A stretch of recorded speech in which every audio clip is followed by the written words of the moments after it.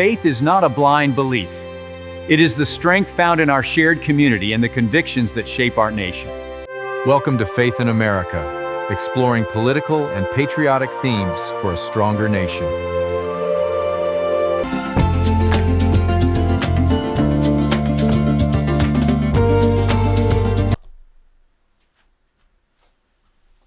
Faith in America podcast. Welcome. A generation without the rod. Juvenile delinquency, youth violence, and decline in discipline. We take real life issues from a biblical perspective.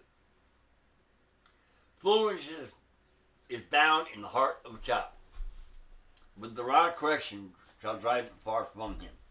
Proverbs 22:15.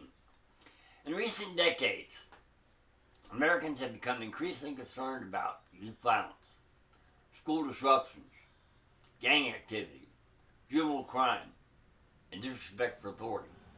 At the same time, society has largely moved away from corporal punishment and many traditional forms of discipline. This raises an important question. Has the abandonment of corporal punishment contributed to rising juvenile delinquency and the rise of violent behavior among young people? The answer is more complex than a simple yes or no. What do the statistics show? The evidence presents a mixed picture.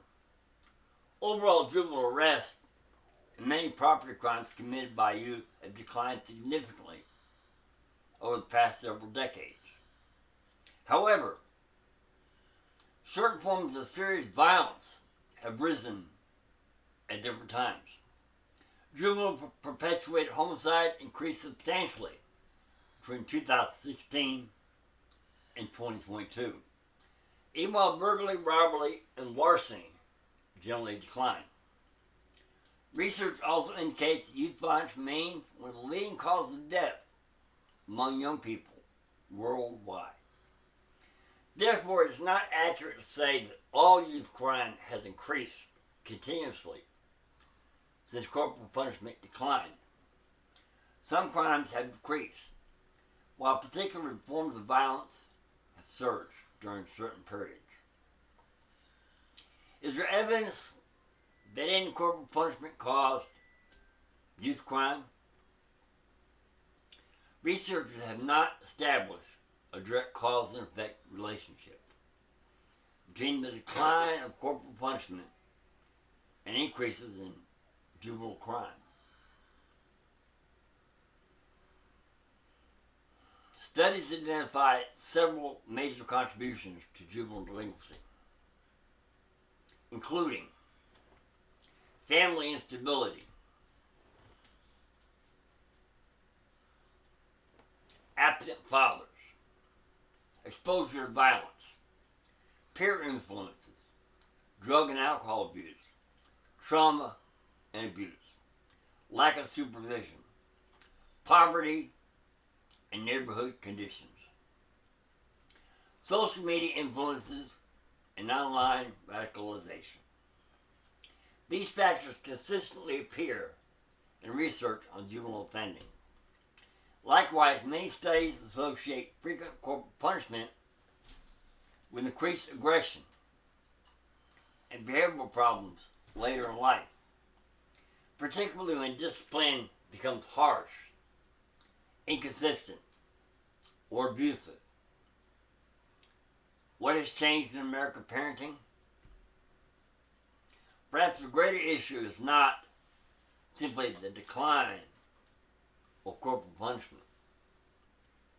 Many experts and observers argue that society has experienced a broader decline in consistent discipline, respect for authority, personal responsibility, two-parent homes, moral instruction, accountability.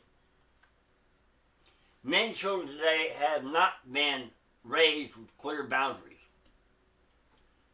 They've not been raised with consequences. In some homes, discipline disappears altogether, rather than being replaced with effective alternatives. The biblical perspective, the Bible clearly teaches correction and discipline. Proverbs 13:24, he that spareth his rod hateth his son, but he that loveth him chasteneth him betimes. Proverbs 29:15, the rod and reproof give wisdom, but a child left to himself bringeth his mother to shame. Hebrews 12:11, now no chastening for the present seems to be joyous, but grievous. Nevertheless, afterward it yielded the peaceful fruit of righteousness. Scripture does not endorse child abuse, uncontrolled anger, or cruelty. Instead, biblical discipline involves love, correction, instruction, and boundaries, consistency, accountability. The purpose of discipline is to shape character and direct children toward wisdom and righteousness.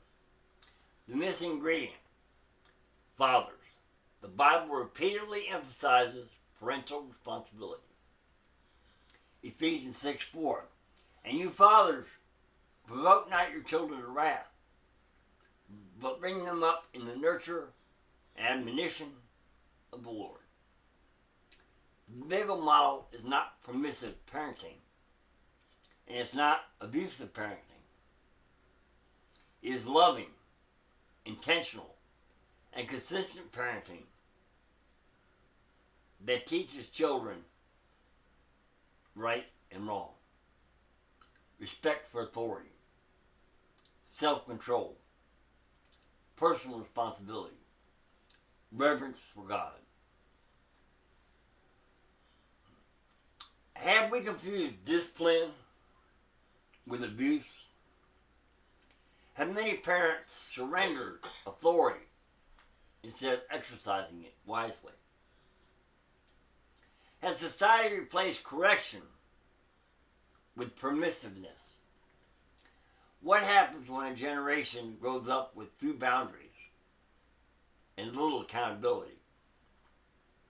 Are we witnessing the consequences of a moral and spiritual drift in our homes? America's juvenile violence problem cannot be blamed on one issue. Nor can be solved by simply reviving corporal punishment. From a biblical perspective, the deeper crisis is a failure of discipleship in the home. Children need loving parents, firm boundaries, consistent consequences, moral instruction, fathers and mothers who lead by example. The transforming power of Jesus.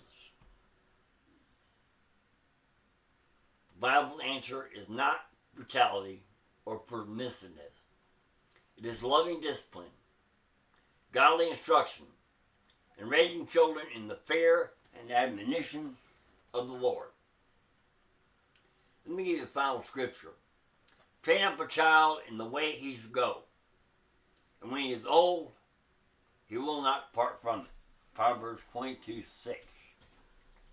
Thanks for joining us today. We'll see you in the next podcast.